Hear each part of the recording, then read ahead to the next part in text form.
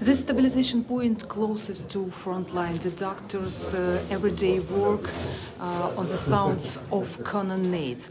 Very often here you can see the medics from the other country. It's very dangerous, but they're trying to get their experience. Okay, ready, let's go. Pierre is from Sweden. This is already the 5th visit of the volunteer medic to Ukraine. Here as an instructor, he shared his skills with Ukrainian doctors, and now he says he himself is getting new knowledge, working on the same operating table with Ukrainian military doctors. I'm so impressed. I've been in a lot of stabilization centers, and all of them is...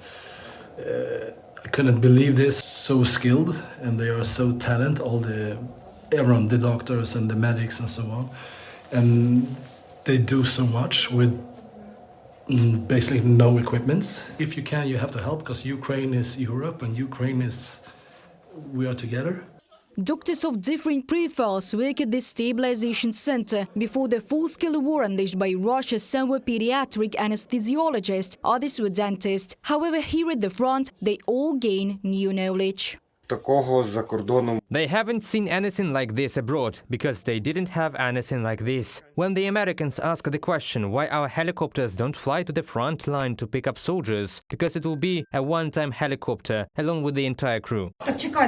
Wait then, which painkillers, morphine or fentanyl? Here is a very fast work, 15-20 seconds, and after stabilization they take him in an evacuation car and driving to the hospital some another part of the region. Is there anything severe? No, just everyday work. Doctors call lacerations on the body and limbs caused by a Russian shell as in everyday work. Patients are quickly stabilized, but there are situations that are more complicated. We've recently got out a large fragment, really without exaggeration. It was this big. We got it from the neck. We had never done this before. I'll tell you this, here in the current conditions there is a 1 in 100 chance. But he survived thanks to the combat medics. After stabilization, the soldier is immediately transported to the so-called evac, an ambulance which must deliver the patient to the hospital as soon as possible, but the route to it is very dangerous.